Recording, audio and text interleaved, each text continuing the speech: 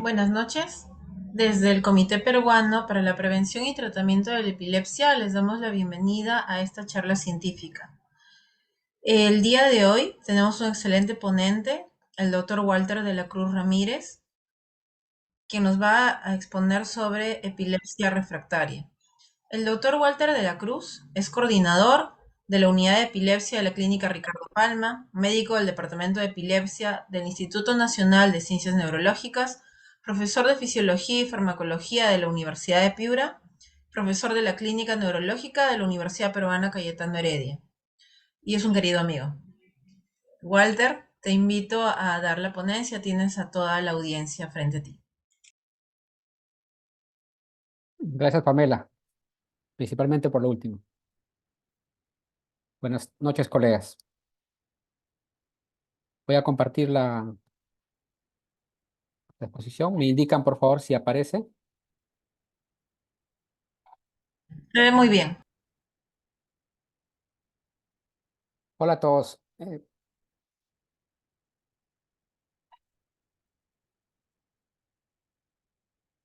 A pesar de que en la actualidad tenemos a nivel mundial más de 30 medicamentos anticrisis epiléptica disponibles, la tasa de epilepsia fármaco resistente sigue siendo del 30%. Esto a pesar de que en los últimos años han ingresado nuevos medicamentos anticrisis epiléptica y de la investigación que constantemente se realiza en este rubro. Es así que en el año 2020, una publicación en Lancet nos hacía una evaluación de los 30 años que habían cumplido del ingreso de los medicamentos de segunda generación, los llamados medicamentos anticrisis epiléptica nuevos o modernos. La conclusión de este artículo es que los nuevos PAES no habían reducido la prevalencia de epilepsia fármaco resistente. Pero, sin embargo, es importante también recalcar que la disposición de estos medicamentos es bueno porque tenemos un arsenal de medicamentos que nos permite elegir el medicamento anticrisis más adecuado para nuestro paciente, tomando en cuenta no solamente el tipo de epilepsia, el síndrome epiléptico que tiene, sino también las características individuales como la edad, el sexo, las comorbilidades que puede estar presentando el paciente. Recuerden que la epilepsia fármaco resistente eh, tiene un gran impacto sobre la vida del paciente. Si ya de por sí la epilepsia, aún siendo controlada o con libertad de crisis, puede afectar la calidad de vida de la persona, la epilepsia fármaco resistente es aún más impactante sobre la calidad de vida. Recuerden que la presencia de estas crisis epilépticas van a producir efectos físicos y psicosociales directos en la persona, y esto va a hacer que determinadas comorbilidades, sobre todo las comorbilidades psiquiátricas, las comorbilidades cognitivas, empeoren. Es sabido, por ejemplo, que los pacientes con epilepsia fármaco-resistente tienen mayor riesgo de tener depresión, ansiedad, psicosis. Es importante también resaltar que estos pacientes van a recibir muchas veces una politerapia con 2 o 3 medicamentos, y los efectos adversos de estos fármacos pueden muchas veces ser más agresivos y más deleterios para la persona que la misma crisis epiléptica. Y es importante tomar en cuenta estos aspectos al momento de elegir un medicamento. Los pacientes con epilepsia fármaco resistente tienen también mayor riesgo de mortalidad prematura. Esto puede asociarse a los accidentes relacionados con las crisis epilépticas, sobre todo aquellos pacientes que presentan crisis epiléptica donde hay alteración de la conciencia, o crisis epilépticas donde hay drop attacks, ¿no? Crisis con caídas. Otro factor importante que aumenta la mortalidad de estos pacientes es el estado epiléptico, que es más frecuente en pacientes con epilepsia fármaco resistente. Y finalmente, algo que es importante en pacientes con epilepsia es la muerte súbita e inesperada en epilepsia, ah, que vamos a ver en un gráfico cómo esta entidad es mayormente incidente en pacientes con epilepsia fármaco-resistente. Y finalmente, la epilepsia que es resistente a medicamentos va a generar mayor carga económica para la persona, la familia, la sociedad, ¿no? Se ha visto en los países donde se hacen estudios farmacoeconómicos, por ejemplo, que la epilepsia fármaco-resistente puede incrementar en 10 veces el gasto en los cuidados de salud en las personas que tienen esta epilepsia. Este gráfico, ¿no?, publicado en Lancet Neurology en 2016, una revisión sobre muerte súbita inexplicable en epilepsia, nos muestra cómo la muerte súbita es más frecuente, como ven ustedes, en pacientes que tienen epilepsia fármaco resistente y más aún en aquellos pacientes que están referidos o están en espera de cirugía de epilepsia o para colocación de neuroestimulación, ¿no? Comparado con pacientes con epilepsia en estudios poblacionales o en centros de epilepsia. Si ven ustedes, la tasa de muerte súbita inexplicable, o sea, SUDET, se duplica en los pacientes que tienen epilepsia fármaco resistente y se triplica en aquellos pacientes que están en espera de cirugía. Entonces, esto es un impacto importante sobre el paciente. En esta charla voy a hacer una revisión de, de lo que es esta entidad y tomando en cuenta los avances en los últimos 5 años.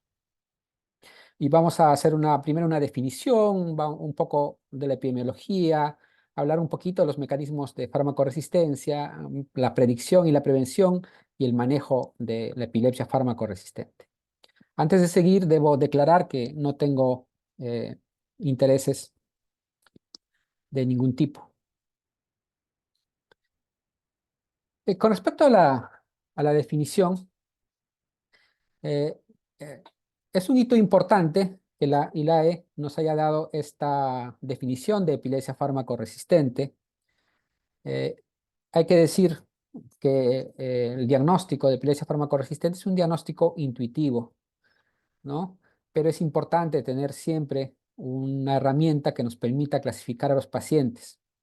Y gracias a esta definición, por ejemplo, se ha hecho un diagnóstico más precoz de la epilepsia farmacoresistente y muchos pacientes se han beneficiado de este diagnóstico precoz para ir, por ejemplo, a cirugía de epilepsia. La epilepsia farmacoresistente la vamos a definir como el fracaso para lograr la libertad de crisis epilépticas en forma sostenida después del ensayo de 2 fármacos anticrisis que pueden ser en monoterapia o en combinación, pero que tienen que cumplir 3 requisitos importantes. Uno, que hayan sido bien tolerados, ¿no? Y que hayan sido apropiadamente elegidos y apropiadamente utilizados. Es importante tener en cuenta esos 3 aspectos al momento de hacer un diagnóstico de epilepsia fármaco-resistente. Y aquí es importante también resaltar este concepto de libertad de crisis, que me gusta resaltar porque muchas veces cuando interactuamos con los médicos residentes o con los alumnos o con los colegas, siempre hay un equívoco aquí, ¿no? Nos dice que el paciente está con control de crisis, pero el paciente tiene una crisis cada mes, por ejemplo, ¿no? Eso no es una epilepsia controlada. Y es importante que la ILAE haya definido bien este aspecto, ¿no? Y la libertad de crisis epiléptica se va a definir como la ausencia de todos los tipos de crisis epiléptica durante más de 12 meses o 3 veces el intervalo de tiempo intercrisis previo al tratamiento ensayado, ¿no? Entonces, es importante tener en cuenta estas 2 definiciones para hacer un diagnóstico de epilepsia farmacoresistente. También es importante aquí tener en cuenta que, que muchas veces ese diagnóstico puede ser en algunos casos difícil porque esto va a depender de la información que nos dé el paciente y que nos den los familiares o cuidadores del paciente. Y lo que se ha demostrado en varios estudios es que muchas veces el paciente y los familiares o cuidadores muchas veces no reportan la cantidad adecuada de crisis que tiene el paciente. Puede muchas veces tener hasta un 50% de subreporte de la frecuencia de crisis epilépticas. ¿Ya? Ahora, ¿por qué dos fármacos antiepilépticos? ¿Por qué el paciente debe fallar a dos fármacos anticrisis para tener ya un diagnóstico de epilepsia fármaco-resistente? Y para responder eso es importante los estudios, ¿no? Y aquí un gráfico publicado en el 2018 en JAMA, donde podemos ver, ¿no? El aumento en la probabilidad de libertad de crisis por cada régimen de fármaco anticrisis adicional aprobado, ¿no? Si ustedes ven, aquí tenemos un paciente que en la primera barra es un paciente que es nuevo en el diagnóstico, ¿cierto? Y, y le vamos a dar un medicamento. Y cuando le damos el medicamento, lo que vemos es que el paciente, que un 50% de los pacientes van a quedar libres de crisis, ¿cierto? Ahora, si nosotros sumamos un segundo medicamento, un segundo régimen, ¿qué va a pasar? Que van a quedar libres de crisis, y si lo vemos en forma acumulada, más o menos un 14% más de pacientes, ¿sí? Si sumamos un tercer esquema, cuando el paciente sigue con crisis y sumamos un tercer esquema, el efecto acumulativo, ¿no? Aumenta, pero ya no es 14, sino es menos, es 3%, incluso el 4%. Y si seguimos ensayando más medicamentos, la posibilidad de que nuestro paciente quede libre de crisis es ya menor, ¿no? Entonces, no es adecuado ensayar más medicamentos para hacer un diagnóstico de epilepsia farmacoresistente. Basta con dos, y cuando ya este paciente ha fracasado dos medicamentos adecuadamente tolerados, adecuadamente elegidos y utilizados, pues ya debemos derivar a este paciente a un centro de epilepsia donde debe ser evaluado para posibilidad de cirugía de epilepsia, en primer lugar, y también evaluar si estamos en un diagnóstico adecuado.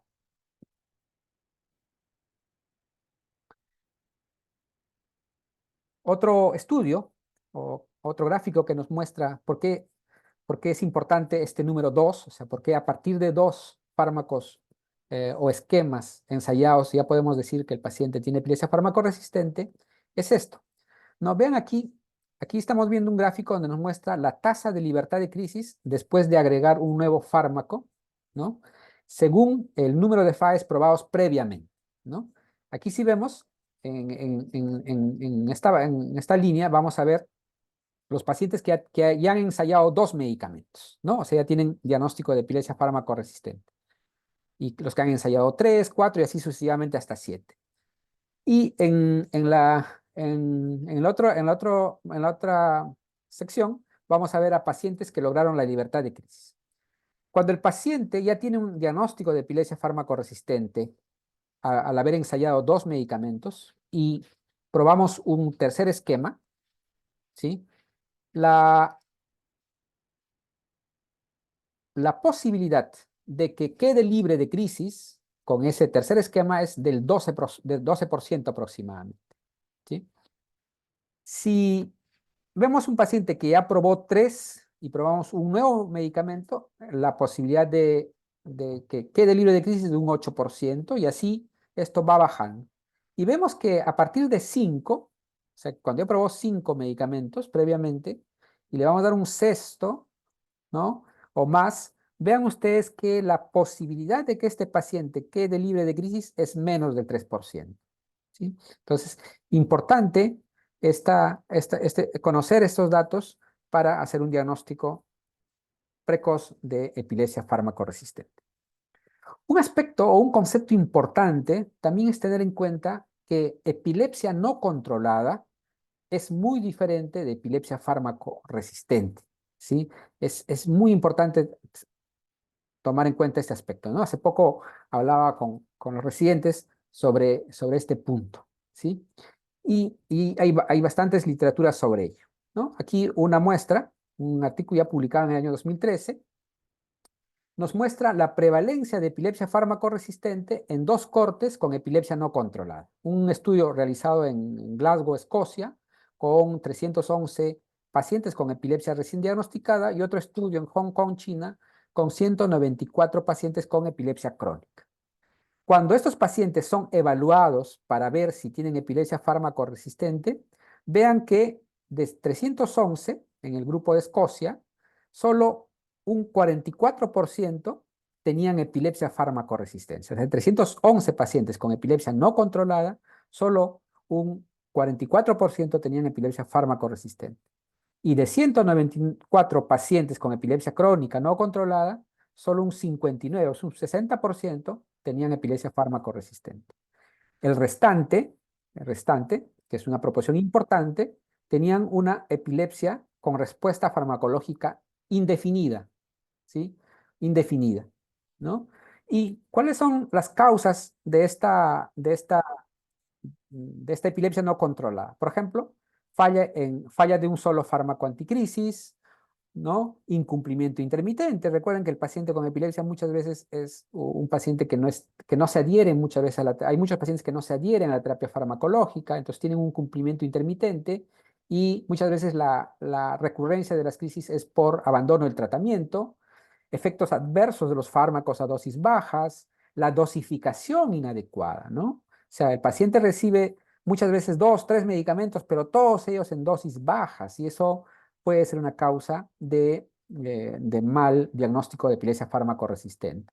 También condiciones que pueden hacer que el paciente no consuma regularmente la medicación, por ejemplo, pacientes que están en prisión, el consumo de alcohol y drogas, que es un aspecto importante que siempre debemos evaluar o debemos preguntar al paciente que tiene epilepsia no controlada, ¿no? Problemas psiquiátricos que pueden hacer que el paciente no cumpla el tratamiento, o también la elección del paciente. Hay muchos pacientes que eh, eh, tienen por ahí crisis epilépticas no tan discapacitantes y pueden estar contentos con lo que tienen, ¿no? Entonces, como que no toman la medicación en forma adecuada, ¿no? En Hong Kong, China igual, uso inadecuado de fármacos, esto en términos de dosis y duración, falta de información del paciente, la falla a un solo medicamento antiepiléptico, ¿no? Como causas de epilepsia no controlada. Aquí el mensaje es, no todo paciente con epilepsia no controlada tiene epilepsia fármaco resistente.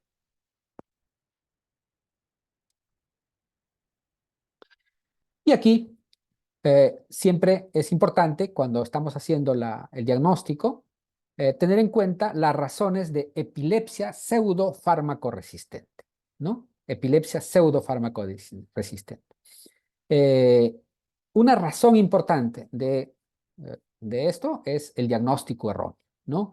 Estamos tratando una otra entidad, ¿no?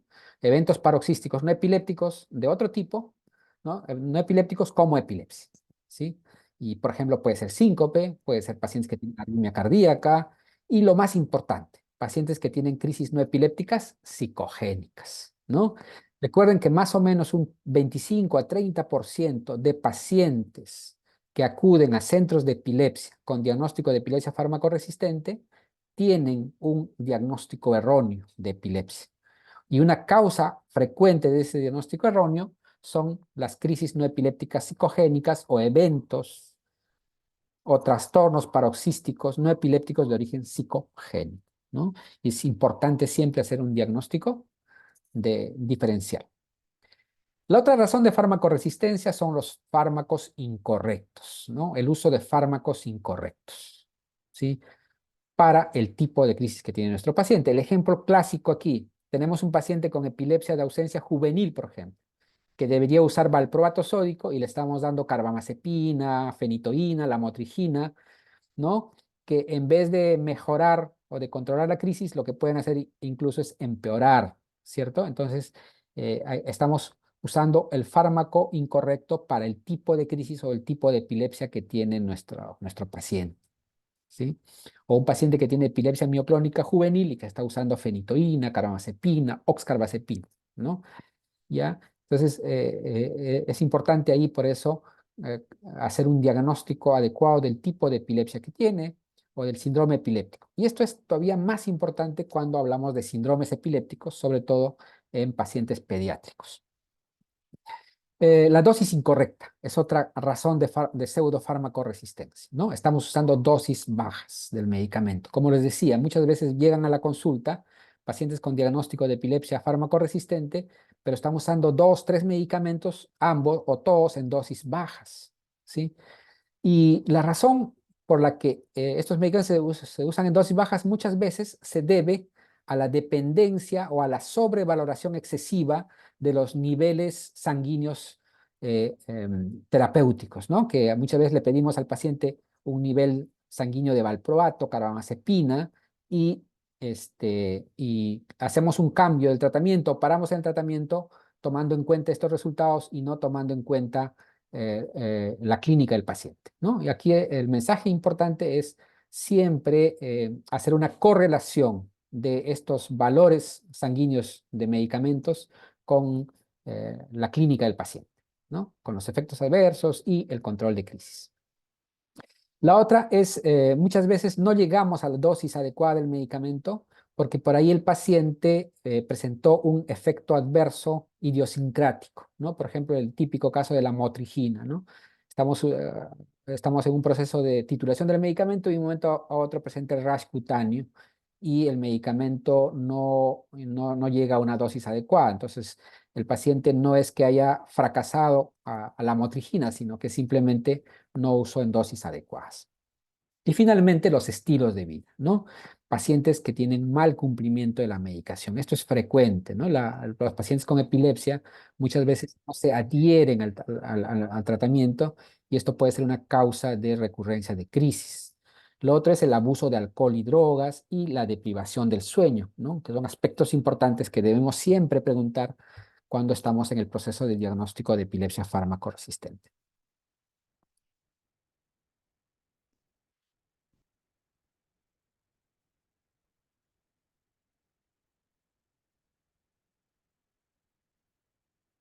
Últimamente han salido algunos estudios sobre, reevaluar la definición de epilepsia fármaco-resistente basada en los tipos de epilepsia, ¿sí?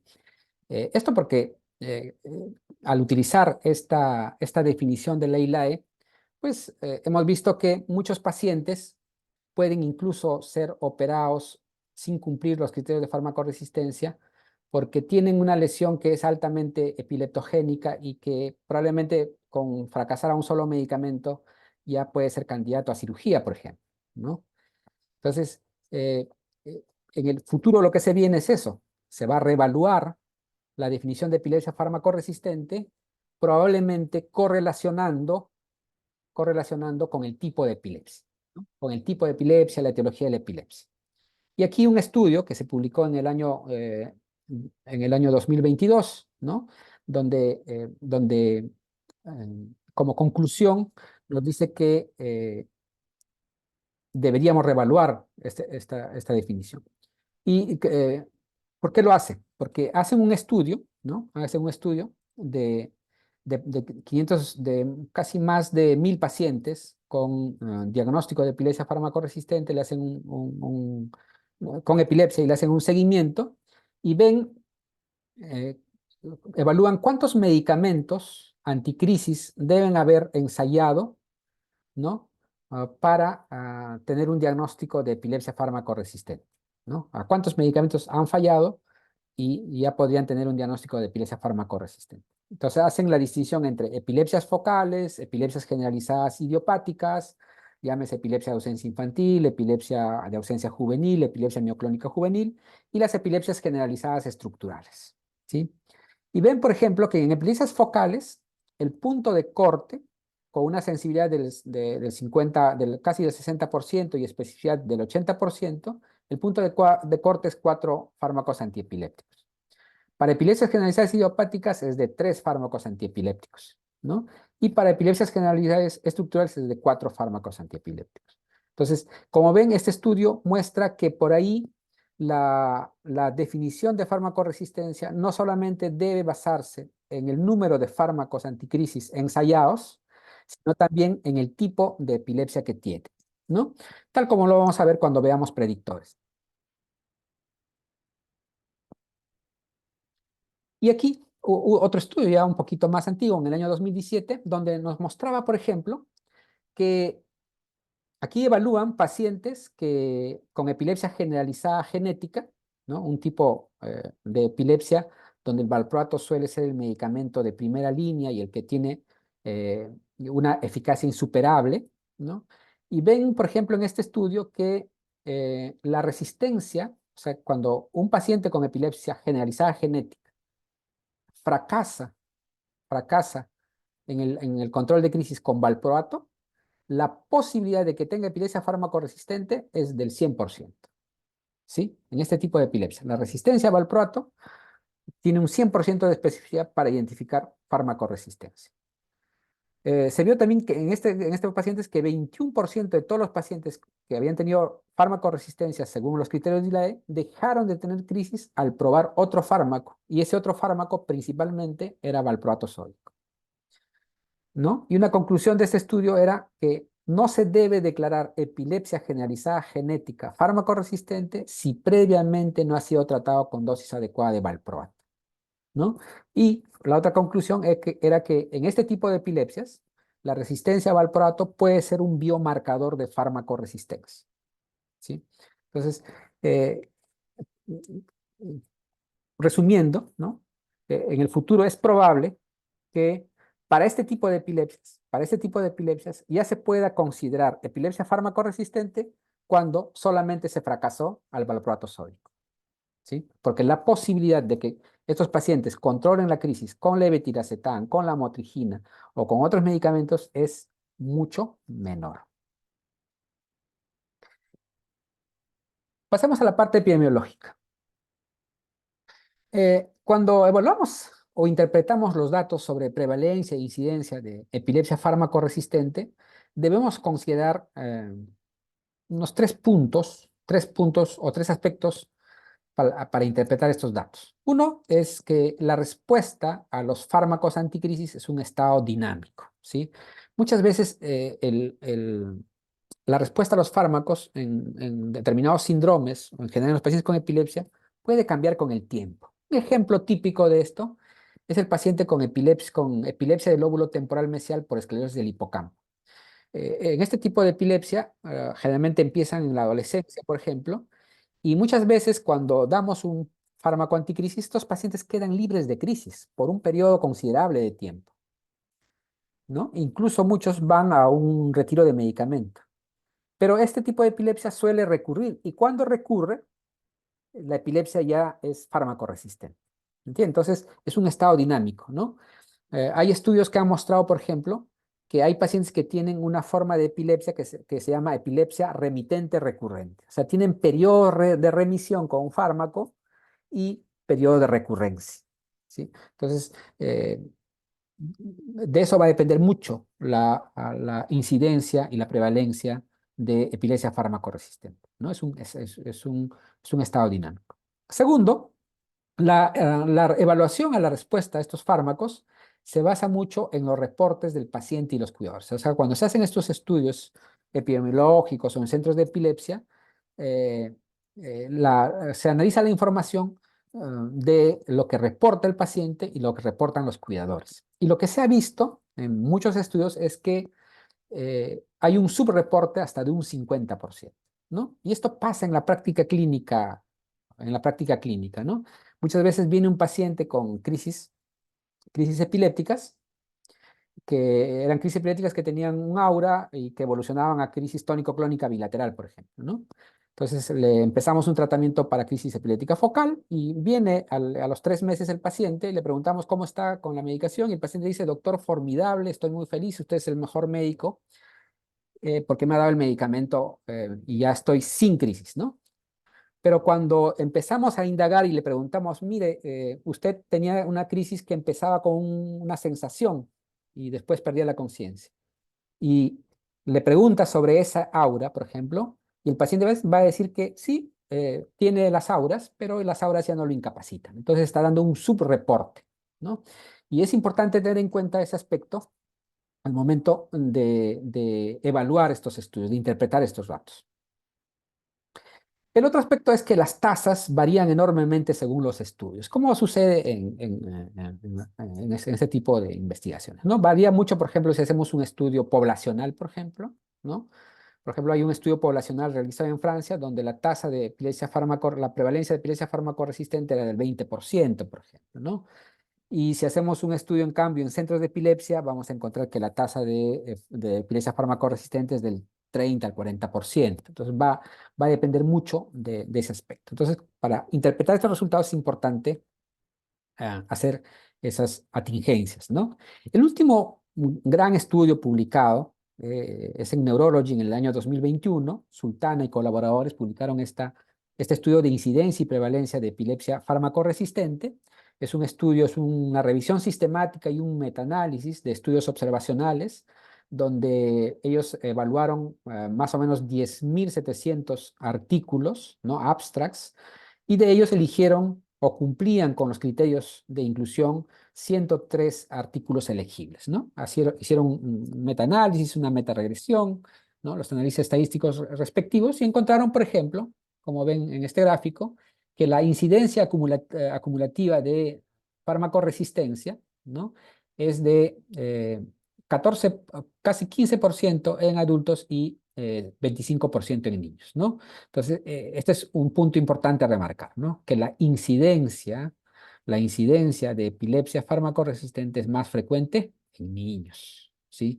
Es más frecuente en niños, ¿no? Hay varios estudios que muestran, por ejemplo, que la farmacoresistencia es más frecuente en niños, seguido por adolescentes y finalmente los ancianos, ¿no? O sea, los que tienen menos tasa de epilepsia farmacoresistente son los ancianos, por ejemplo, ¿no? Ahora, en niños, recuerden ustedes que hay muchos síndromes epilépticos que muchas veces comienzan antes de los 3 años y los que generalmente suelen ser resistentes al tratamiento desde un inicio, ¿no? Y eso incrementaría, haría que la tasa de incidencia sea mayor en este grupo. Pero también es importante tener en cuenta que quizás esta tasa está submedida. ¿Por qué? Porque muchas veces, muchos estudios, por ejemplo, no incluyen niños que tienen las epilepsias focales autolimitadas, ¿no? Es las famosas epilepsias benignas de la infancia, por ejemplo, ¿no? Tipo epilepsia con puntas centrotemporales, epilepsia eh, ah, tipo Gastón, ¿no? Con puntas occipitales. Entonces, no ingresan muchas veces a los estudios porque eh, son epilepsias autolimitadas, ¿no? Con respecto a la prevalencia, si ustedes ven, los estudios basados en población, o sea, los estudios poblacionales muestran generalmente una tasa de prevalencia menor, ¿no? Como ven en el gráfico, casi un 14%. En cambio, en los estudios basados en clínicas de epilepsia, llega a ser hasta del 40%, ¿sí? Entonces, son aspectos a tener en cuenta al momento de interpretar estos resultados. En este estudio, como lo vamos a ver después, también se evaluó predictores de epilepsia farmacoresistente. Por ejemplo, se evaluó déficit neurológico, anormalidades en el electroencefalograma, si el paciente tenía una epilepsia sintomática, le hace como epilepsia donde la causa es conocida, ¿no? Y una epilepsia asociada a un polimorfismo de un gen ABCB1, ¿no?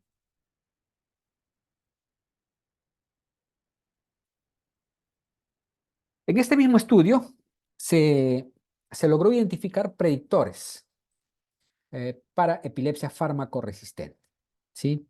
Aquí lo que se muestra en las barras son los predictores informados en 3 o más estudios como estadísticamente significativos. O sea, en este caso entraron más o menos como 89 estudios al análisis y en esos estudios los que tenían 3 estudios donde el predictor o el riesgo o el factor era estadísticamente significativo, se colocaron en este gráfico, ¿no? Y vean ustedes que el predictor más importante para epilepsia farmacoresistente es la edad de inicio más temprana. Y parece que el punto de corte aquí es los 3 años. Pero mientras más temprano comienza la epilepsia, la posibilidad de farmacoresistencia es más frecuente, ¿no? Entonces aquí Pamela, que es neuropediatra y que ve bastantes pacientes con epilepsia, pues tiene un arduo trabajo, ¿no? Porque esos pacientes son bien difíciles y necesitan mucho tratamiento, mucha evaluación. El siguiente factor era tener un déficit neurológico, ¿no? ¿No? Tener un déficit neurológico es un factor predictor de epilepsia farmacoresistente y eso lo vamos a ver en la práctica clínica diaria. Tener epilepsia sintomática, ¿no? Esta es una definición antigua. Recuerden que actualmente ya no se dice epilepsia sintomática, ¿no? En todo caso, podría ser una epilepsia estructural, ¿no? Aquí pueden estar las epilepsias estructurales. Tener un electroencefalograma anormal, ¿no? No, hacía que el mayor riesgo de farmacoresistencia, alta frecuencia de crisis, ¿no? Al inicio de la enfermedad, ¿no? Es un dato importante. Hay varios estudios que han visto esto, ¿no? Que tener más, por ejemplo, más de 20 crisis epilépticas en los últimos 3 meses hacen que el paciente tenga casi 2 a 3 veces más riesgo de tener epilepsia fármaco-resistente, ¿no? El tener múltiples tipos de crisis epiléptica, por ejemplo, en los pacientes que tienen epilepsias generalizadas idiopáticas, por ejemplo, los que tienen epilepsia mioclónica juvenil, por ejemplo, si además de tener mioclonías tienen tónico-clónicas y ausencias, la posibilidad de que esta epilepsia mioclónica juvenil sea farmacoresistente es mucho mayor, ¿sí? Mucho mayor. Y así vemos varios factores predictores que nos pueden indicar si el paciente va a tener una epilepsia farmacoresistente. Y es importante tener conocimiento de esto para, eh, para evaluar el pronóstico pues, al momento de tratar a nuestro paciente, ¿no? Con respecto a los mecanismos de farmacoresistencia, vamos a hacer solamente unas puntaditas por aquí porque en realidad este es un tema amplio y merece, ¿no?, una charla especial, ¿no? Pero hablaremos de los mecanismos de farmacoresistencia más importantes y más reconocidos, ¿no? Hay varios mecanismos o factores que pueden actuar sobre la farmacoresistencia. Probablemente no solamente sea uno de ellos, sino sea la combinación de varios de esos factores lo que provoque farmacoresistencia. Porque lo que se ha visto, por ejemplo, es que si hablamos, por ejemplo, de lo que es la alteración a nivel de los transportadores de flujo de drogas, por ejemplo, de fármacos, por ejemplo, ese mecanismo se ha visto que puede explicar la farmacoresistencia, principalmente fenobarbital, fenitoína. No explica por qué un paciente es farmacoresistente a otros medicamentos que tienen otro mecanismo de acción, por ejemplo. Igualmente pasa por ejemplo, con alteraciones a nivel de lo que son las dianas de los fármacos antiepilépticos, por ejemplo, los canales iónicos, ¿no? Hay estudios, por ejemplo, que han demostrado que pacientes pueden tener alteraciones a nivel del canal iónico de sodio y esto puede ser una causa de farmacoresistencia a carbamazepina. Pero ese factor no explica por qué un paciente también puede ser fármaco resistente a valproato o puede ser fármaco resistente a otros medicamentos que tienen otro mecanismo de acción, ¿sí? Igualmente pasa con la hipótesis de la severidad de la enfermedad, de la severidad intrínseca de la enfermedad, ¿no? Puede explicarle la resistencia a uno o dos medicamentos, pero no le explica la farmacoresistencia a más medicamentos. Lo mismo pasa con las teorías inflamatorias o de los procesos inflamatorios. Entonces, lo más probable es que sea una combinación de varios de esos factores. Disculpen, pero se nota un eco por ahí. No sé si alguien creo que tiene prendido un aparato y molesta un poco aquí en la charla. Gracias. Em, para mayor información, les invito a revisar los artículos que pongo abajo. Uno de los investigadores que tiene muchas publicaciones sobre ese tema es Losher, un investigador importante en lo que son los mecanismos de farmacoresistencia. Eh, en el siguiente gráfico lo que vemos son algunos mecanismos, ¿no? Por ejemplo, se ha visto que hay una sobreexpresión de transportadores de flujo. Recuerden que los transportadores de flujo son mecanismos de defensa que tiene nuestro organismo para expulsar lo que son los xenobióticos, ¿no? Uno de los xenobióticos pues, son los fármacos, ¿no? Entonces, estos transportadores de flujo, por ejemplo, la famosa proteína PGP, ¿no?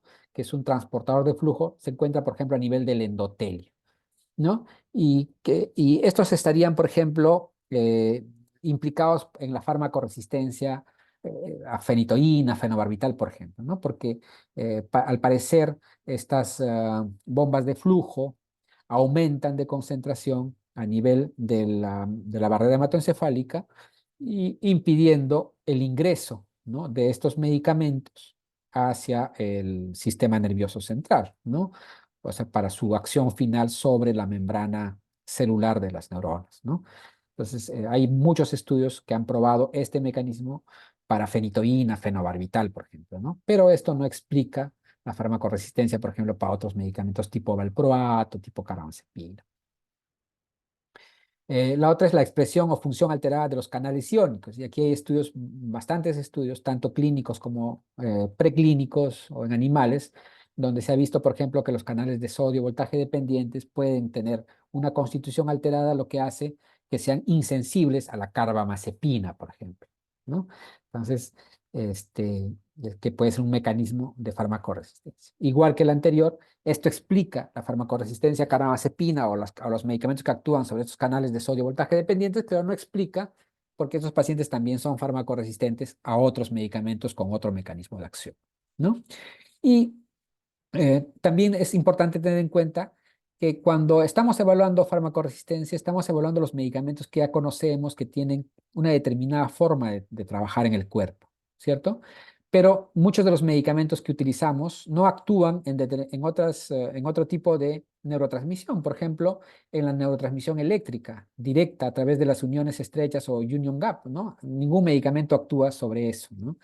O a nivel de la disfunción mitocondrial o a nivel de los anticuerpos, ¿no? Quizás ahí a nivel de, por ejemplo, en las epilepsias autoinmunes, por ejemplo, quizás hay otro tipo de fármacos que se podrían emplear para el tratamiento de estas epilepsias que generalmente son, que muchas veces, no generalmente, muchas veces son fármaco-resistentes al tratamiento.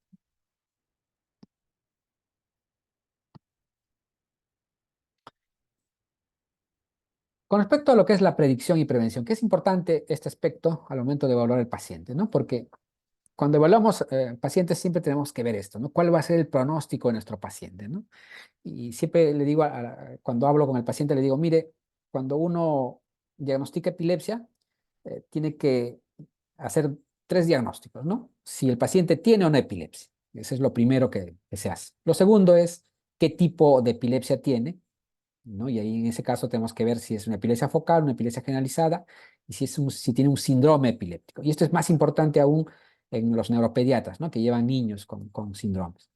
Y finalmente, ¿cuál es la causa de la epilepsia? Porque de esto depende el pronóstico del paciente, la respuesta farmacológica, ¿no? Entonces, y esto se ve en este gráfico, ¿no? Vean que la respuesta a las drogas, o sea, la probabilidad de farmacoresistencia, depende mucho del síndrome epiléptico que estamos tratando, ¿no? Si yo, por ejemplo, tengo un paciente con Lennox-Gastaut o Dravet, por ejemplo, eh, lo más probable es que ese paciente va a ser fármaco resistente. Es más, si tiene una buena respuesta farmacológica, dudaría de un diagnóstico de síndrome de Lennox-Gastaut o Dravet, ¿cierto?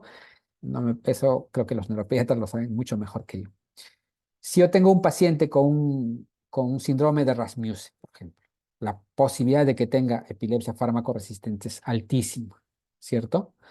Si yo veo adultos y un adulto que tiene epilepsia del lóbulo temporal mesial por esclerosis del hipocampo, la posibilidad de que ese paciente responda a medicamentos es menos del 20%. Eso lo tengo que saber, ¿no? Y tengo que ya estar preparado para que ese paciente vaya a una evaluación para cirugía de epilepsia, porque quizás la cirugía de epilepsia es lo mejor para estos casos y quizás en estos casos con el tiempo se cambie y no sean dos medicamentos, sino un solo medicamento adecuadamente elegido para ya diagnosticar epilepsia farmacoresistente y llevar a este paciente a cirugía de epilepsia, ¿cierto? En cambio, es distinto si veo un paciente, por ejemplo, que tiene epilepsia del lóbulo temporal mesial de tipo familiar, por ejemplo, que tiene una respuesta farmacológica muy buena, ¿no? El paciente controla la epilepsia. O si tengo un paciente con epilepsia generalizada idiopática, ¿no? Por ejemplo, si tiene una epilepsia de ausencia infantil, por ejemplo, la posibilidad de que este paciente controle la crisis con valproato en una dosis baja y que esta epilepsia se autolimite en la adolescencia, en la juventud, es muy alta, ¿cierto? Entonces, eso me tranquiliza. O si tengo un paciente con epilepsia mioclónica juvenil, igualmente, es una epilepsia fármaco sensible. Puede ser que sea una epilepsia que dure toda la vida, pero es una epilepsia farmacosensible. Lo mismo pasa con las epilepsias focales autolimitadas, ¿no? Llámese la que antiguamente llamábamos las epilepsias focales veninas de la infancia, ¿no? Entonces, eh, esas epilepsias generalmente son fármaco-sensibles.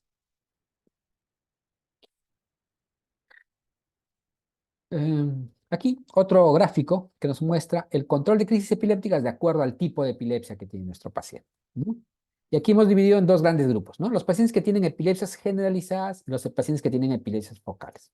Si vamos a lo que son las epilepsias generalizadas, vean ustedes que los pacientes que tienen epilepsia generalizada idiopática, ¿no? Llámese epilepsia de ausencia infantil, epilepsia mioclónica juvenil, epilepsia de ausencia juvenil o epilepsia con crisis tónico-clónicas únicamente, vean que la posibilidad de que el paciente controle la crisis es superior al 80%, ¿no? O sea, 8 de cada 10 personas con este tipo de epilepsia van a controlar las crisis epilépticas. Puede ser que uno se demore un poquito más que otro, pero van a controlar.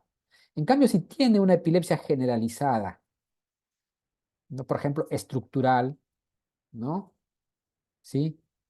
A ese paciente tiene menos probabilidades de controlar la crisis con medicamentos, ¿no? 27%, o sea, 30%. Es muy bajo. Entonces yo tengo que estar preparado. Eso me ayuda a estar preparado para evaluar a este paciente, ¿sí? Cuando evaluamos epilepsias focales, vean ustedes que si el paciente tiene epilepsia focal y tiene esclerosis del hipocampo, la posibilidad de que controle la crisis con medicamentos es del 11%, ¿sí? Es muy baja. Y en general, los pacientes con epilepsias focales tienen menos tasas eh, de responder a medicamentos anticrisis epilépticas. Cuando tenemos un paciente con epilepsia focal, debemos estar preparados a que es altamente probable de que sea fármaco resistente. Y el otro aspecto es la etiología, ¿no? La etiología. Quizás los dos aspectos más importantes como predictores de epilepsia fármaco resistente son el síndrome epiléptico o tipo de epilepsia que tiene el paciente y la etiología de la epilepsia. Si vemos aquí, por ejemplo, si tenemos un paciente que tiene una epilepsia, por ejemplo, por ictus, ¿no? ¿No? Un anciano, por ejemplo, que tiene epilepsia por ictus, la posibilidad de que controle la enfermedad es alta. Comparado con el paciente que tiene epilepsia del lóbulo temporal mesial por esclerosis del hipocampo o con el que tiene epilepsia focal debido a una displasia cortical o a un traumatismo craneoencefálico severo, ¿no? Vean que ese tipo de, esas causas de epilepsia suelen provocar epilepsia farmacoresistente, tal como lo vemos en la práctica clínica diaria. Con respecto a la prevención, lamentablemente hay poco que hablar sobre, digamos, no hay mucho que ofrecer al paciente con respecto a la prevención, sobre todo secundaria, ¿no? En lo que es la prevención primaria, recuerden que sería prevenir la exposición a agresiones epileptogénicas, ¿no?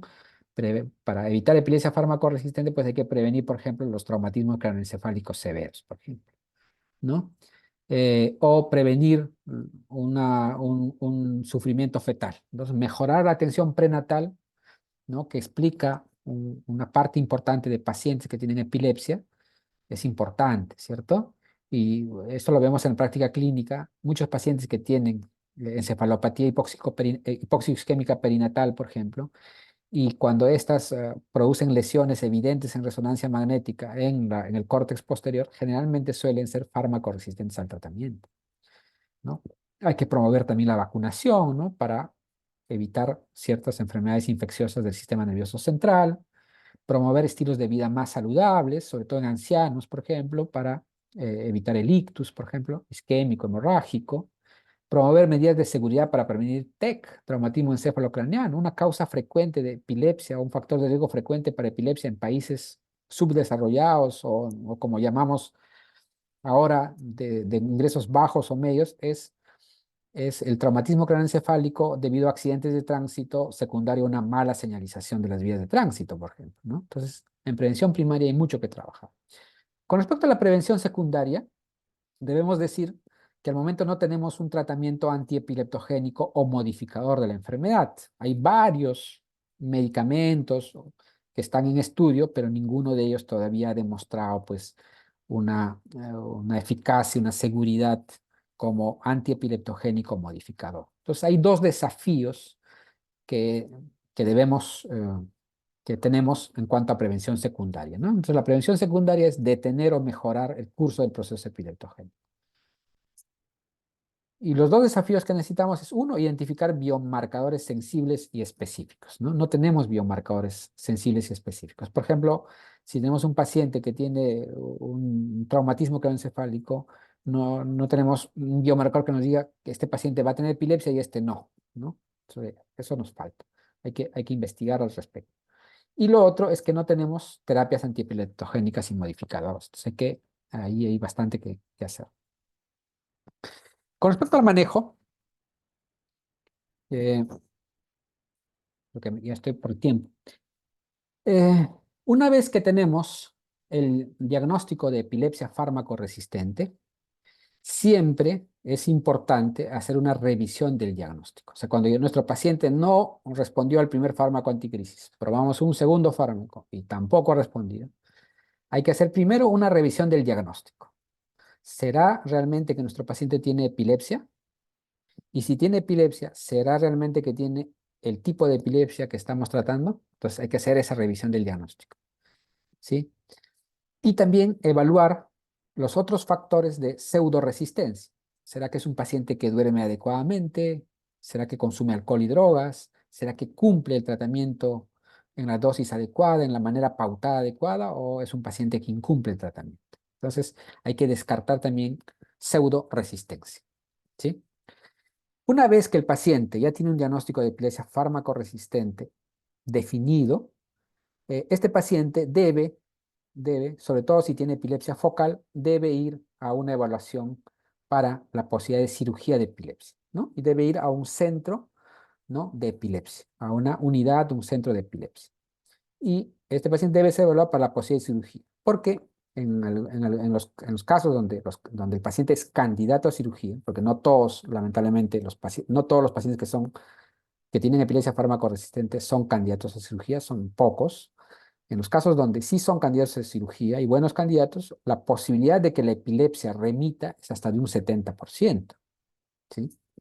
Si este paciente no es candidato a cirugía, debe pasar a la evaluación para otras terapias alternativas. Una de ellas es la neuromodulación, ¿no? La neuromodulación con colocación del estimulador nervio vago, con neuroestimulación profunda o con neuroestimulación reactiva, ¿no? Y también la posibilidad, sobre todo si es niño, la posibilidad de darle dieta cetogénica, ¿sí? Dieta cetogénica. En ese proceso, mientras esperamos la cirugía o mientras evaluamos otras alternativas, el paciente debe recibir una politerapia racional, ¿no?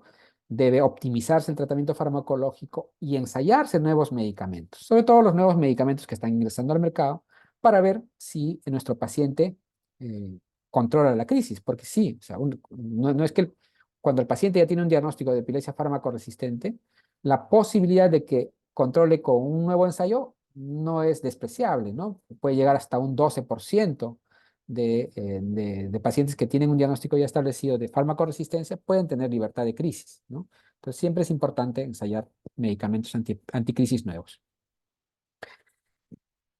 La cirugía, recuerden que es la opción terapéutica gola estándar para pacientes con epilepsia focal fármaco-resistente, ¿no?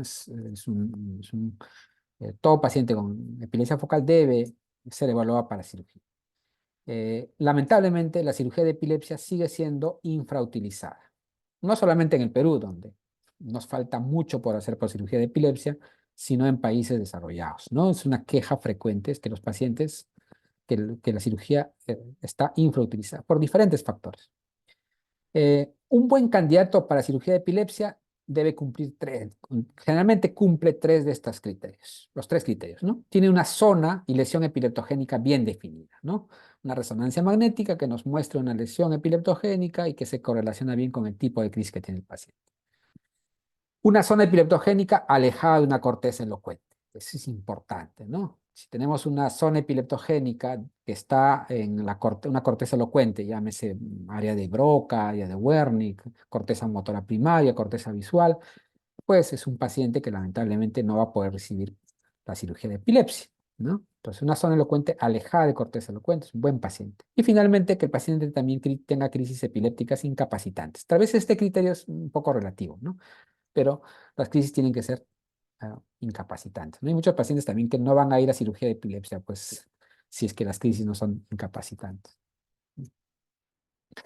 Em, y aquí les muestro las tasas de libertad de crisis, ¿no? De cirugía resectiva. Vean ustedes que los pacientes que tienen epilepsia del lóbulo temporal mesial y son sometidos a una lobectomía temporal anterior, por ejemplo, la tasa de tener libertad de crisis total, o sea, un resultado Angel clase 1, es hasta el 70%, ¿no? En promedio, ¿cierto? En promedio. Si tenemos un paciente que tiene un tumor del neurodesarrollo, llámese un DINET, por ejemplo, un tumor neuroepidermal desembrioblástico, o un ganglioglioma, por ejemplo, ¿no? La posibilidad de que tenga libertad de crisis cuando se hace una cirugía resectiva, una lesionectomía, por ejemplo, llega hasta un 80%.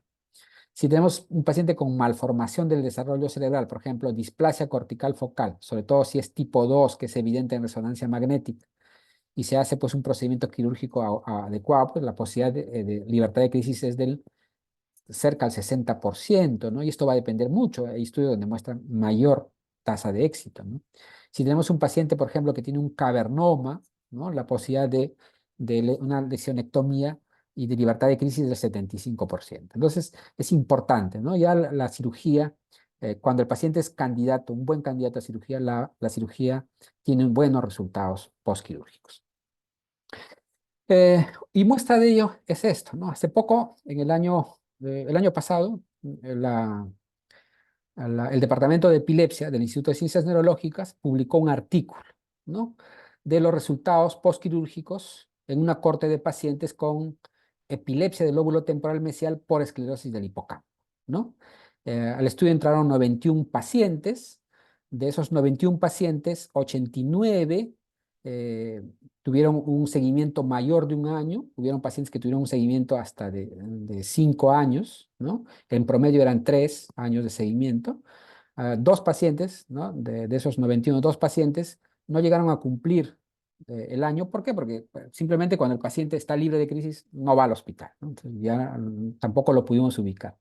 Pero 89 cumplieron más de un año y vean ustedes que a los 12 meses de seguimiento, de 89 casos, a los 12 meses la tasa de libertad de crisis era cercana al 80%, ¿sí?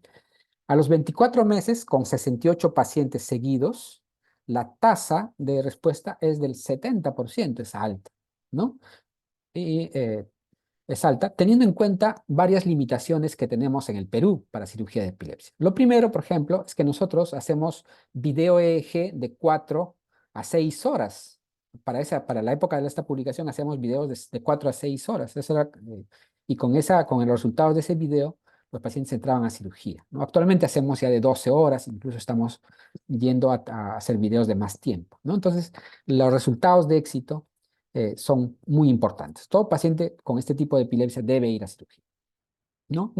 Acá un ejemplo de un paciente, ¿no? Un paciente que tiene una epilepsia del lóbulo temporal mesial por una esclerosis del hipocampo del lado derecho, ¿no? El paciente fue sometido a cirugía en el año 2015, ¿no? Y actualmente está ya bajo más de 7 años libre de crisis. Nosotros también hacemos cirugía de epilepsia neocortical, ¿no? Neocortical, y acá vemos el caso de una paciente que tiene, por ejemplo, una epilepsia del lóbulo temporal neocortical por una displasia cortical focal. Hicimos una cirugía guiada por electrocorticografía intraoperatoria, ¿no? Este es un paciente del año pasado, acaba de cumplir, en junio o agosto cumplió un año libre de crisis, ¿no? Al momento sí, libre de crisis, entonces también hacemos ese tipo de cirugía. Aquí otro paciente que fuera operado en el año 2015, también por una displasia cortical focal y guiada por electrocorticografía intraoperatoria, ¿no? Y los resultados en estos casos donde la lesión es evidente en resonancia magnética y hay un buen abordaje quirúrgico, un buen mapeo electrocorticográfico, pues estos pacientes tienen buenos resultados postquirúrgicos, ¿no? La cirugía de epilepsia precoz para pacientes sin farmacoresistencia. O sea, hay estudios que están viendo, por ejemplo, si hacemos cirugía antes de que cumpla los criterios de farmacoresistencia. O sea, el paciente no responde a un fármaco anticrisis, pero tenemos una lesión epileptogénica, una zona epileptogénica bien identificada. Le hacemos cirugía, ¿no? Entonces, hay un estudio que salió publicado en el año 2022 donde se ha evaluado eso, ¿no? Lesiones bien definidas en una corteza no elocuente, ¿sí? Y si el paciente tiene, por ejemplo, esclerosis hipocampal, no es necesario por ahí esperar que sea resistente a 2 medicamentos. Bastaría con uno. Si tiene una malformación cavernosa, o sea, un cavernoma, o si tiene un tumor del neurodesarrollo, o si tiene una displasia cortical focal tipo 2, estos pacientes podrían ir a cirugía de epilepsia precoz antes de cumplir los criterios de farmacoresistencia de la ILAE, ¿no? Entonces, todos estos datos nos indican que en el futuro se viene una reevaluación de las definiciones de epilepsia farmacoresistente. Si el paciente no es candidato a cirugía de epilepsia, pues podemos ir a lo que es neuromodulación, evaluar la posibilidad de neuromodulación. Pero teniendo en cuenta que, lamentablemente, este es eh, un tratamiento que no podemos ofrecer ampliamente por los costos que tiene, ¿no? Entonces, ¿qué hay de neuromodulación? Hay lo que es la estimulación del nervio vago, la estimulación cerebral profunda, estimulando el núcleo anterior del tálamo, y la neuroestimulación reactiva de la zona epileptogénica, que quizás es lo último importante en lo que es neuromodulación, ¿no? Sobre todo cuando la lesión quizás está en una zona elocuente, ¿no? Y no podemos resecarla quirúrgicamente, ¿sí? Y al costado ven ustedes el impacto antiepiléptico o anticrisis de la neuromodulación, ¿sí? Tanto en los ensayos pivotales, donde hacen un seguimiento solo de 3 meses, como en las extensiones de estos estudios, donde hacen un seguimiento por más tiempo. Si ustedes ven, la neuroestimulación que tiene más éxito no es el BNS, sino es la neuroestimulación profunda y el RNS, ¿no? El RNS. Entonces, quizás el futuro está ahí, ¿no? El futuro en neuromodulación es estimulación profunda y RNS, ¿no? Como pueden ver ahí, la tasa de disminución de la frecuencia de crisis epiléptica ya es importante para todos los tipos de neuromodulación, pero se ha visto que esto se incrementa al pasar el tiempo con RNS y estimulación del núcleo anterior del tálamo, ¿sí? Entonces ya la neuromodulación ha demostrado ser eficaz. Lo que nos falta es colocarlo, y para colocarlo nos falta dinero, ¿sí? Porque ya demostró ser eficaz y seguro en pacientes con epilepsia. Y lamentablemente en el Perú hay pocos centros que pueden dar este tipo de tratamiento.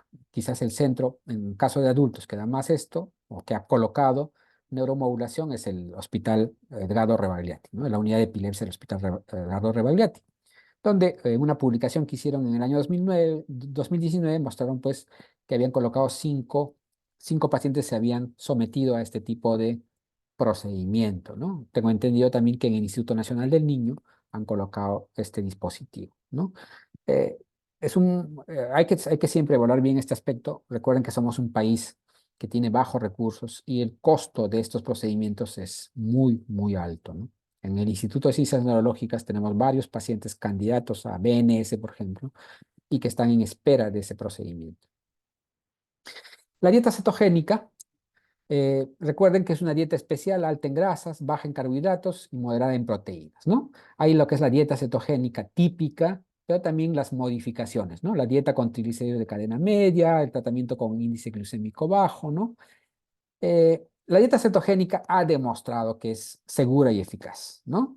Cuando se usa apropiadamente en forma protocolizada, ha demostrado que es eficaz, segura, sobre todo en niños y adolescentes, donde se ha visto que las tasas de libertad de crisis pueden ser mayores incluso que el uso de fármacos anticrisis epilépticos, ¿sí? Entonces, adecuadamente dada, la dieta cetogénica tiene su eficacia, ¿sí? Incluso se ha visto que debe ser el tratamiento de primera línea, por ejemplo, en los síndromes de deficiencia de GLUT1 y en la deficiencia del complejo piruvato deshidrogenasa, ¿sí? Puede ser útil en adultos. Hay varios estudios, como ven aquí, el último estudio en el año 2015 de Ye demostró que es eficaz en adultos, pero se enfrenta a algo, la mala adherencia. En los adultos se ha visto que se adhieren poco a este tipo de dieta. ¿sí? Pero cuando se adhieren a la dieta, la eficacia es muy buena. Finalmente, eh, muchos pacientes con epilepsia fármaco-resistente, lamentablemente, no pueden ir a cirugía de epilepsia, no pueden recibir neuromodulación, tampoco dieta cetogénica. Y lo que nos queda es seguir dándole tratamiento farmacológico, ¿no? Y como les decía, se debe seguir probando fármacos, ¿sí? Un ejemplo de ellos está pasando con cenobamato, por ejemplo, ¿no? Se ha visto, por ejemplo, que hasta un 14% de pacientes que han probado este medicamento pueden quedar libre de crisis.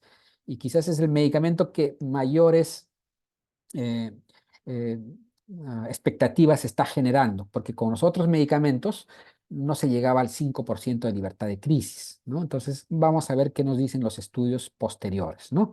Vamos a ver eso. Pero se debe seguir probando medicamentos, se debe seguir investigando en fármacos. Cuando ya tenemos este paciente con epilepsia farmacoresidente, muchas veces el objetivo ya no es libertad de crisis. El objetivo es reducir frecuencia e intensidad de crisis. Esto lo podemos hacer con monoterapia o politerapia. Lamentablemente no hay estudios que nos muestren cuál es mejor, si usar monoterapia o politerapia. Lo más probable es que sea la politerapia. Y si es politerapia, esta debe ser racional. En lo posible debemos combinar medicamentos con diferente mecanismo de acción y que se complementen bien desde el punto de vista farmacocinético. Pues no sería racional usar carbamazepina y oxcarbazepina, por ejemplo, o usar carbamazepina y lamotrigina, por ejemplo, ¿no? No es racional hacer eso. La mejor combinación, según varios estudios observacionales y algunos ensayos controlados, quizás por ahí valproato, lamotrigina es la mejor combinación que tenemos, ¿no? Según varios estudios observacionales. Y eso se ve en la práctica clínica, ¿no? Muchos pacientes tienen una respuesta espectacular cuando hacemos esta combinación de valproato-lamotrigina. Y finalmente también es importante tener en cuenta que muchas veces los efectos adversos de la politerapia, de los medicamentos, pueden ser más grave que la crisis epiléptica, ¿sí? Y es importante tener en cuenta eso porque los efectos adversos de los medicamentos pueden afectar grandemente la calidad de vida de las personas. Muy bien, muchas gracias. Las conclusiones se las dejo a ustedes. Eh, Gracias al PTE por la invitación y siempre es un gusto hablar de epilepsia. Buenas noches. Estoy presto a sus preguntas. Estimado Walter, muchas gracias por tu excelente exposición. Aquí hay una pregunta que dice, doctor, primero te felicitan, doctor Walter, excelente y didáctica exposición. Y te preguntan específicamente cuál es la experiencia en el Instituto Nacional de Ciencias Neurológicas con epilepsia farmacoresistente en adultos con resonancia magnética negativa, ¿no? Pero con un electroencefalograma clínico focal, ya sea frontal o temporal mesial. Una pregunta importante que me da pie a mostrar los resultados que tenemos en el instituto. Eh, Tenemos el caso de 4 pacientes con epilepsia del lóbulo temporal mesial no lesional. O sea, tenían claramente una epilepsia del lóbulo temporal mesial comprobada por el cuadro clínico, video electroencefalograma, la evaluación neuropsicológica, pero con resonancia magnética normal, ¿sí? En estos casos lo que hacemos es un PET, ¿no? Un PET interictal. Si el PET interictal se correlaciona bien con los hallazgos de video EG y el cuadro clínico, este paciente puede ser candidato a cirugía. Y de hecho, 4 pacientes fueron sometidos a cirugía y al menos de esos 4, yo llevo 2 pacientes, han tenido buenos resultados postquirúrgicos. Están con libertad de crisis epilépticas. Ahora, cuando tenemos ya epilepsia neocortical o epilepsia extratemporal, ahí sí es ya más complicado. ¿Por qué? Porque el PET interictal tiene menos sensibilidad para localizar la zona de hipometabolismo interictal, o sea, la zona que está asociada a la zona epileptogénica. Entonces, en estos casos deberían ir a un centro avanzado de cirugía, donde también es un poco complicado evaluarlos porque probablemente en esos centros van a hacer lo que es la colocación de electrodos profundos a través de estereoeje, someter también al paciente a SPECT ictal, ¿no? Y con todo eso evaluar la posibilidad de cirugía. Pero aún en esos países, y la estadística lo dice, los pacientes que entran a cirugía de epilepsia y tienen resonancia magnética no lesional, comparado con los que tienen una lesión evidente en resonancia, tienen menos tasas de remisión de crisis epiléptica.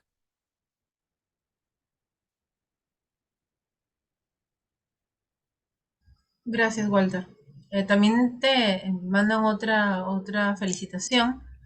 Te agradecen que tu exposición ha sido muy clara y te hablan sobre la experiencia que puedes tener en tu centro de trabajo sobre callosotomía, ¿no? Callosotomía, ¿en qué tipo de epilepsia usualmente ustedes lo utilizan? Si lo utilizan como nosotros en pediatría, como para los DERP attacks, o para cuál es la experiencia que ustedes han hecho con las callosotomías.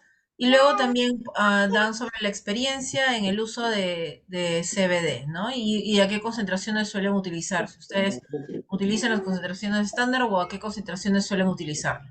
Muy bien. Con respecto a callosotomía, sí,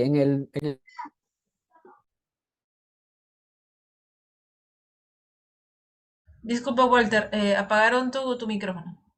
bueno, sí, en el Instituto de Ciencias Neurológicas, en el programa de cirugía de epilepsia, hasta el momento hemos tenido 4 pacientes que han sido sometidos a callosotomía. Tenemos que tener en cuenta aquí que los pacientes son adultos. Nosotros no hemos operado a niños, ¿no? Estos adultos tenían drop attacks, ¿no?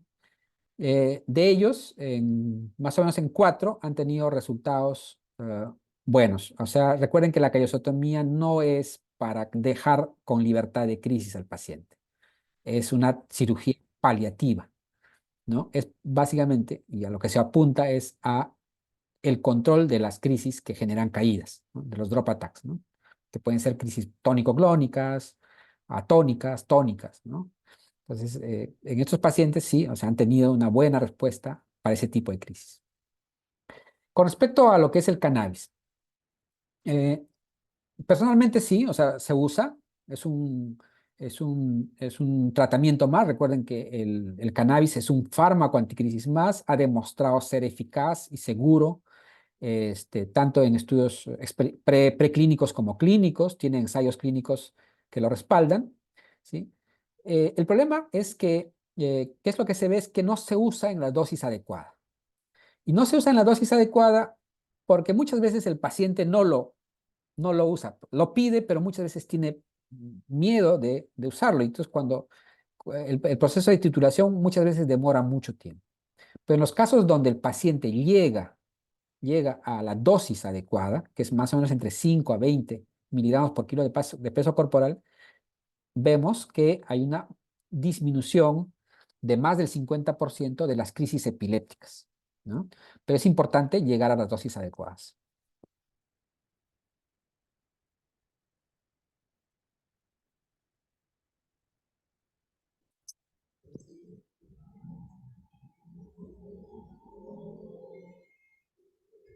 Bueno, mientras que esperamos alguna otra pregunta, yo tengo mis preguntas propias.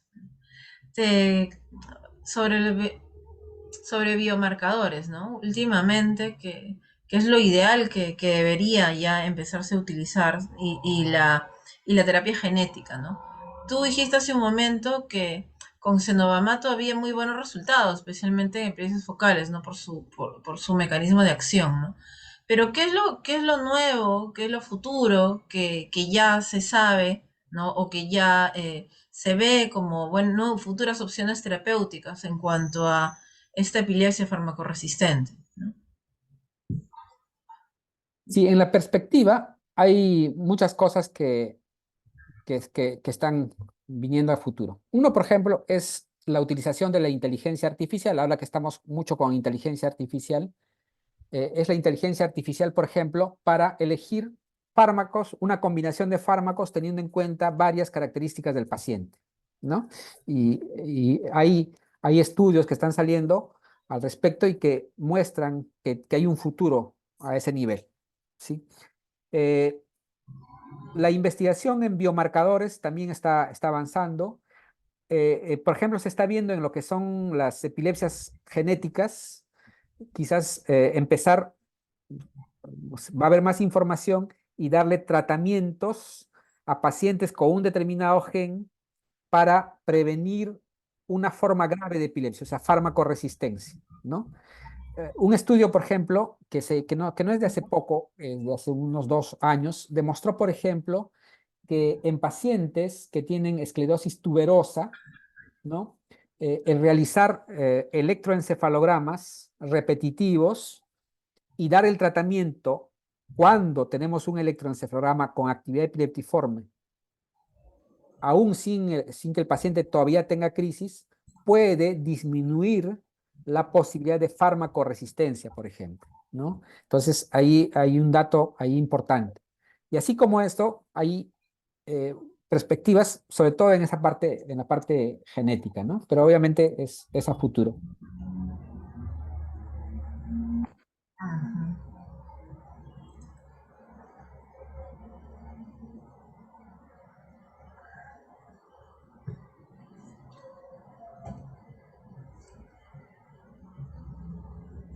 Luego sería otra pregunta sobre imágenes en epilepsia refractaria, ¿no?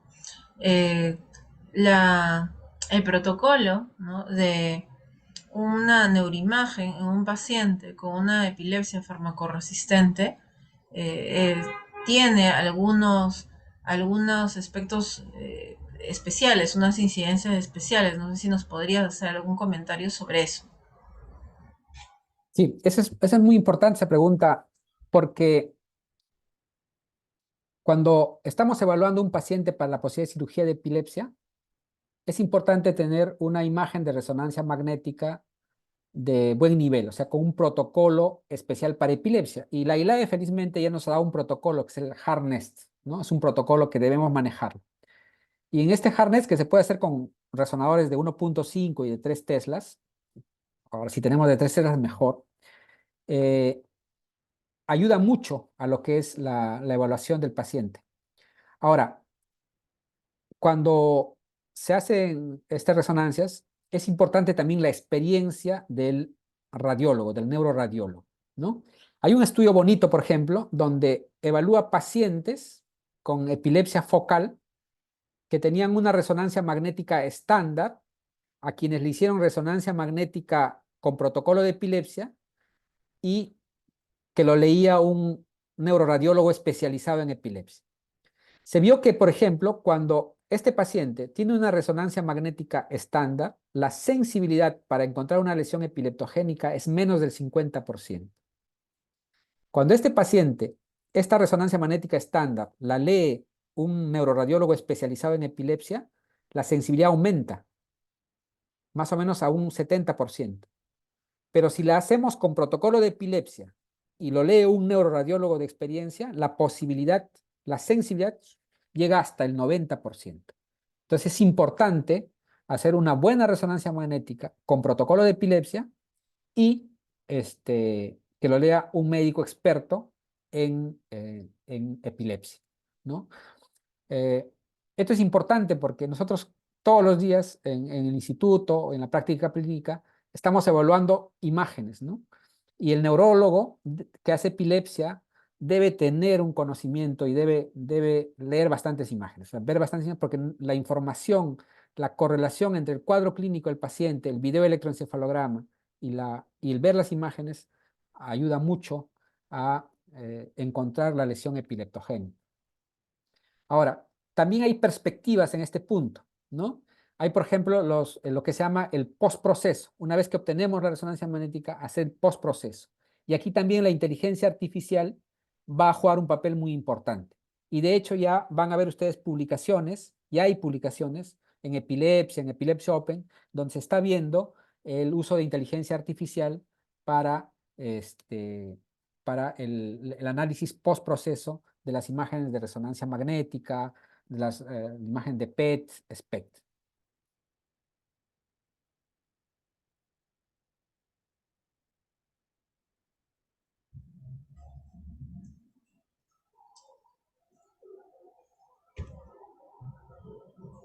Bueno, Walter, eh, no habiendo otra pregunta del público, te agradezco enormemente el habernos dado tu tiempo y toda tu experiencia clínica para esta charla que estamos organizando en el PTE con el motivo de la Semana de Epilepsia, por el Día Internacional de la Epilepsia.